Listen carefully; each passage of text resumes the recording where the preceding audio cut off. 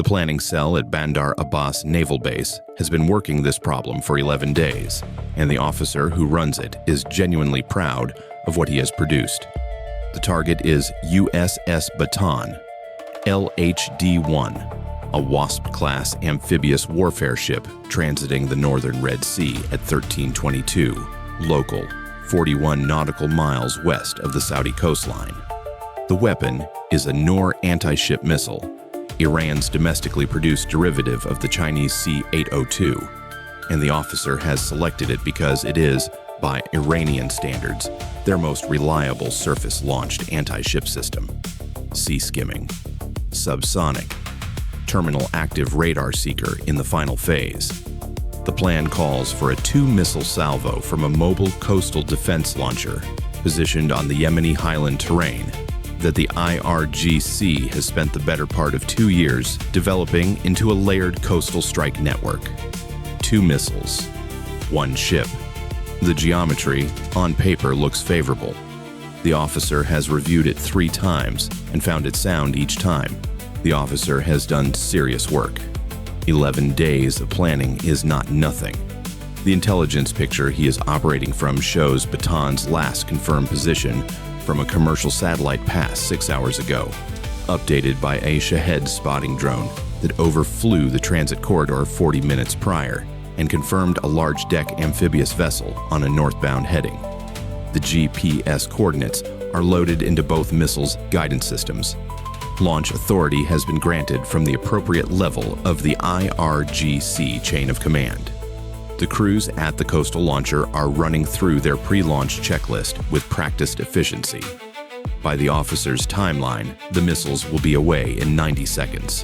What the officer does not know, and cannot know, from his planning cell on the Iranian coastline, is that the Shahed spotting drone he used for his final position update was being tracked from the moment it crossed the Yemeni coast. That USS Bataan is not where the drone said it was. That the Surface Action Group screen operating 12 nautical miles ahead of Bataan has been at full combat readiness for 47 minutes because the Shahed's approach vector, altitude, and speed profile told the tactical picture everything it needed to know about what was being planned, and that an MH-60R helicopter operating ahead of the surface screen has been closing on the Shahed's position for the past 18 minutes. The officer is about to fire 2 missiles at a targeting solution that is already 40 minutes stale toward a ship that is no longer at those coordinates, under surveillance by systems that identified his launch preparation before his crews finished their checklist. This is the shape of the next 11 minutes. It is not the shape the officer has in mind. The vulnerability, such as it is, sits on Bataan's flight deck. USS Bataan is an amphibious warfare ship, not a destroyer. Her primary mission is projecting Marine Expeditionary Force capability ashore, which means her flight deck and well deck are configured for rotary wing and STOVL operations, not anti-air warfare. She carries a NATO Sea Sparrow launcher and 2 RAM rolling airframe missile systems for self-defense, and those systems are capable. But Bataan's principal air defense is not organic to Bataan. It is the Surface Action Group screen ahead of her, and at 1322 local, the lead ship of that screen, USS Gonzalez, is running a scheduled engineering evolution on her SPY-1D radar cooling system. The cooling system evolution is a 2-hour procedure. It began at 1307 local.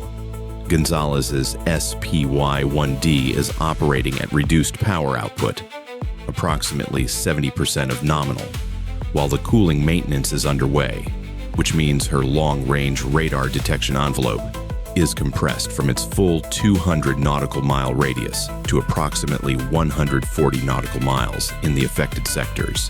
The Noor missile's launch point is 94 nautical miles from Gonzalez's current position, inside the degraded envelope, not dramatically inside. 94 nautical miles against a 140 nautical mile degraded detection range still leaves 46 nautical miles of margin.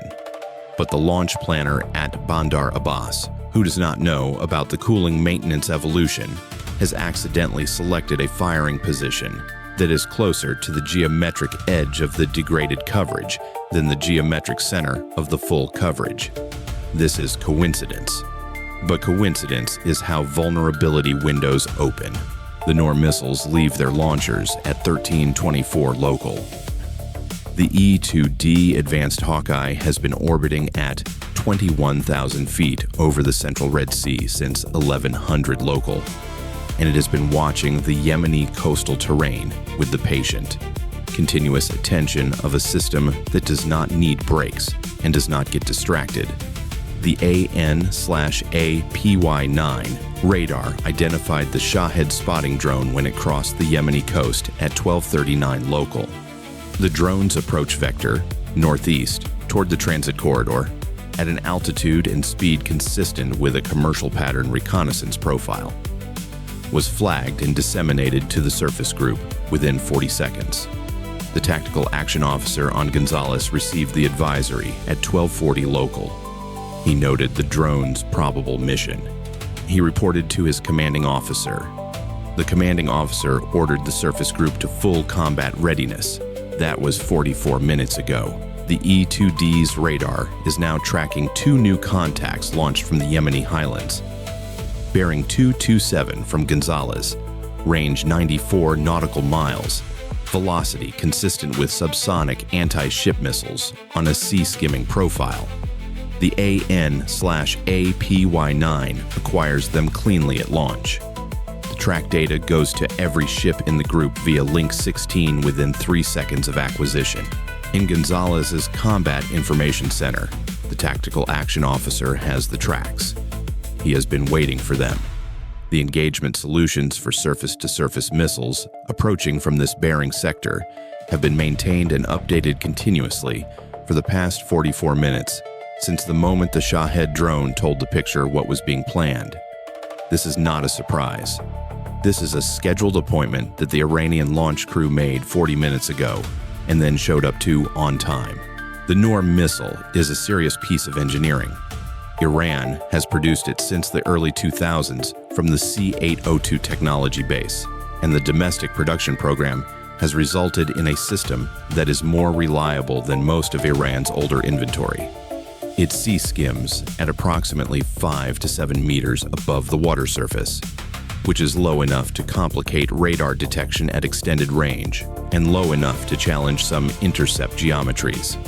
Its terminal active radar seeker acquires the target in the final phase of flight and homes on the largest radar return in its acquisition basket.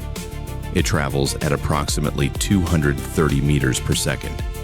It has a 165-kilogram warhead.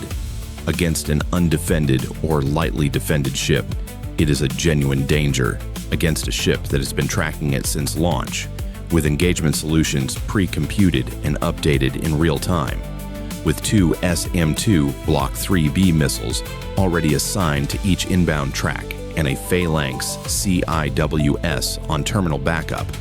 It is a geometry problem with a known solution. Gonzalez's SPY-1D, operating at 70%, acquires both tracks at 87 nautical miles. The reduced power output costs her approximately 13 nautical miles of early detection against these specific targets at this specific altitude profile. She still has 87 nautical miles of detection range and the engagement timeline to use it. The first SM-2 leaves her forward, VLS, at 13:26:08 local. The second follows 4 seconds later, assigned to the second inbound track. Behind Gonzalez, USS Bataan's Combat Information Center has the picture from Link 16 and is watching the engagement develop with the professional attention of a crew that knows their ship is the intended target and that their screen is handling it. Bataan's RAM systems are at full readiness. The tactical action officer is watching the geometry. Bataan is now 41 nautical miles from the launch point, which means the Noor missiles have 41 nautical miles to travel before they reach her. At 230 meters per second, that is approximately 5 minutes and 50 seconds of flight time. The SM-2s are already in the air.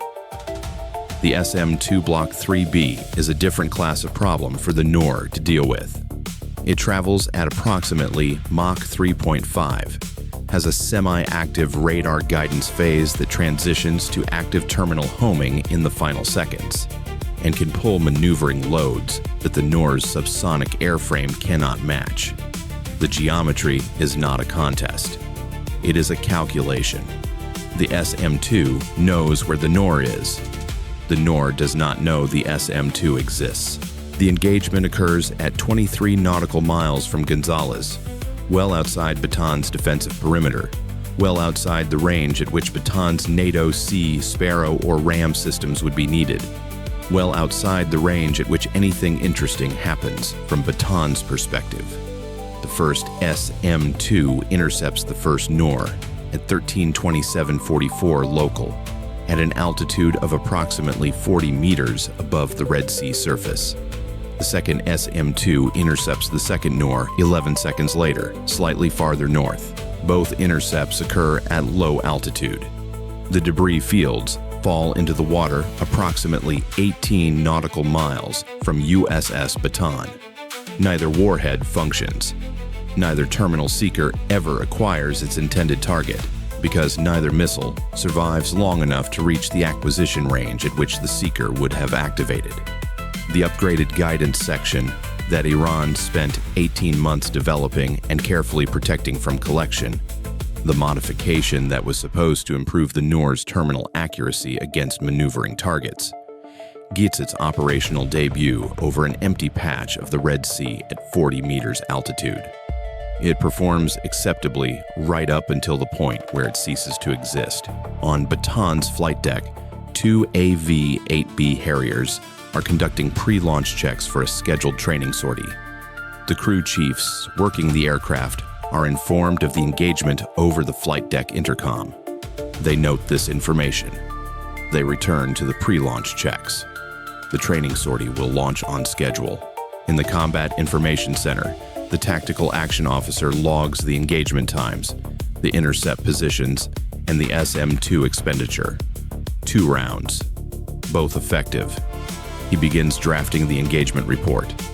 The report will note, among other things, that the targeting intelligence used by the Iranian launch crew was outdated by approximately 47 minutes at the time of launch. Bataan had moved 10.2 nautical miles from the Shahed drone's last confirmed position by the time the Noor missiles would have arrived at their programmed coordinates. The terminal seekers, had they survived to activate, would have been searching for a ship that was no longer at those coordinates. This is the difference between a ship and a position. The Iranian launch crew fired at a position. Bataan is a ship. The intelligence picture that the engagement generates is, as usual, considerably more valuable than the engagement itself suggests. The Noor missile's active radar seeker, which activates in the terminal phase of flight to acquire the target, has a distinctive emission signature. The SLQ-32 aboard Gonzalez collected that signature from both missiles during the brief window between seeker activation and intercept. The collection window was short, approximately 1.8 seconds per missile between seeker activation and intercept. It was enough. The Noor seeker collected today shows a modified pulse repetition frequency compared to the reference signature in the library, consistent with an Iranian domestic upgrade program applied to the guidance section sometime in the past 18 months. The Iranians have been running this upgrade quietly, keeping it out of exercises and test profiles specifically to protect the signature from collection. 2 operational launches over the Red Sea on a Tuesday afternoon disclosed it in full. The modified signature is now in the library. Every ship in 5th Fleet, 6th Fleet, and 7th Fleet will have it within 6 hours. The next Noor that activates its terminal seeker anywhere in the Indo-Pacific will be recognized and classified in 0.4 seconds. The coastal launcher's position, established by back-azimuth geometry of the missile tracks, cross-referenced with KH-11 satellite imagery from a pass repositioned over Yemen at 1319 local, 4 minutes before the launch, is now a confirmed grid coordinate. The launcher moved after firing, which is standard mobile launcher doctrine. But it moved on a road network, and the road network has a finite number of routes from that launch position to concealment. All of those routes are now under persistent surveillance. The launcher will be photographed tonight, whether it moves or stays. The Shahed spotting drone that provided the targeting update is also no longer a factor. USS Gonzalez's escort MH-60R, operating ahead of the surface group since 12:55 local, intercepted and neutralized it at 13:21 local, 3 minutes before missile launch. The drone's loss of signal was logged by the Iranian network as an equipment failure. It was not. The drone's last transmission contained the targeting update loaded into the Noor missile's GPS guidance, 40 minutes stale by the time the missiles would have arrived. The MH-60R denied the launch crew any possibility of a corrected update. The missiles flew to a position. The ship was not at that position. This sequence: drone detected, group alerted, screen at readiness, drone neutralized, missiles fired on stale coordinates, intercepted before terminal phase, looks in the after-action report like a tightly executed defensive operation. It is. It is also what happens when a spotting drone announces its mission by its approach vector to a system that has been watching approach vectors in this corridor for 2 years and knows exactly what a pre-launch reconnaissance profile looks like. The cost accounting for this engagement has a particular character. 2 Noor missiles. Iranian production cost per Noor, based on open-source industrial assessments of the domestic manufacturing program, is approximately $400,000 to $600,000 per round. 2 of them represent somewhere between $800,000 and $1.2 million in Iranian defense investment. The Shahed spotting drone also eliminated approximately $30,000 to $50,000. Total Iranian material cost of this operation, approximately $1 million, give or take. 2 SM-2 Block IIIB missiles. Each costs approximately $1.5 million. 2, $3 million. The MH-60R flight hours for the drone intercept add another $25,000. Total U.S. material cost, approximately $3 million. Iran spent $1 million to cause the U.S. to spend $3 million. By the asymmetric arithmetic that the IRGC uses to justify these operations, this is a favorable exchange ratio. The intelligence is not in this accounting. The modified Noor seeker signature, worth 4 years of attempted collection, now in the library. The launcher position, confirmed to a grid coordinate, route network under surveillance. The communications pattern from the launch cell to its higher headquarters, recorded by signals collection assets that were repositioned over the area when the Shahed drone was first detected, providing a new node in the IRGC Coastal Defense Network's command structure. The timing and procedure of the launch sequence itself, from final drone update to missiles away, was 11 minutes, which is a planning data point that will inform future response timelines and the targeting error analysis. The Iranian launch crew used a spotting drone for their final position update, loaded the coordinates, and fired. The 47 minutes between drone overflight and missile arrival produced a 10.2 nautical mile position error at the aim point. This means the Noor's engagement planning cycle assumes ships do not maneuver significantly between final targeting update and missile arrival. This is a planning assumption. It is now a documented planning assumption. It will be accounted for in future transit patterns. Somewhere, a U.S. Navy planner is adding a note to the standard operating procedures for Red Sea transit: vary speed and course after any observed drone overflight. This is a $0 defensive measure. It cost Iran $1 million to generate it. The engagement timeline from the Shahed drone crossing the Yemeni coast to the second Noor intercept is 48 minutes and 44 seconds. For approximately 44 of those minutes, USS Bataan's crew knew what was coming. knew where it was coming from, and had solutions ready. The 11 seconds between the first and second intercepts are the only moments in that 48 minutes that required anything other than patience and preparation. The Harriers on Bataan's flight deck launch at 1400 local, as scheduled. The training sortie profile takes them east toward the Saudi coastline at 15,000 feet, where they will spend 40 minutes practicing low-altitude navigation runs before recovering aboard. The crew chiefs, who are working the pre-launch checks during the engagement, complete their post-launch inspection with the focused attention of professionals who have a job to do and are doing it. The missile engagement has added approximately 4 paragraphs of paperwork to the day. It has not added anything else. In the planning cell at Bandar Abbas Naval Base, the officer who spent 11 days developing this operation is working through what happened. 2 missiles launched. No damage to the target. Both intercepts before terminal phase. The spotting drone eliminated before it could provide a corrected update. The targeting coordinates outdated by 47 minutes at time of impact. He will produce a lessons learned document. The document will note that the engagement timeline needs to be shorter, that the spotting drone needs better survivability, that the targeting update cycle needs to be faster. These are correct conclusions. The problem is that shorter timelines, more survivable drones, and faster targeting cycles all require capabilities that the IRGC Coastal Defense Network is actively developing. And the U.S. Navy's collection on that development network is now significantly richer than it was 48 minutes ago. The road the launcher used to reach its concealment position tonight was photographed by a satellite. The communications node that authorized the launch has a new signal profile in the collection database.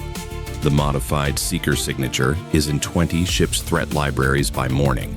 The officer's lessons learned document will recommend improvements.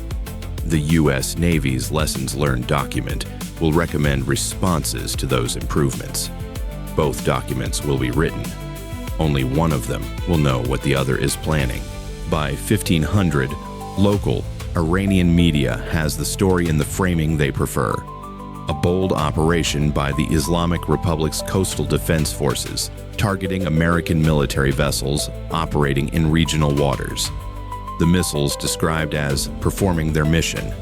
The absence of visible damage addressed, with the observation that the operation demonstrates Iran's willingness and capability to challenge U.S. naval presence.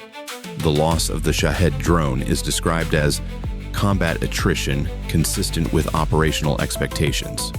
The launcher, safely concealed on a road in the Yemeni highlands, is not mentioned at all, which is good operational security for approximately the next 4 hours, after which the satellite coverage will have established its route and position. USS Bataan continues north.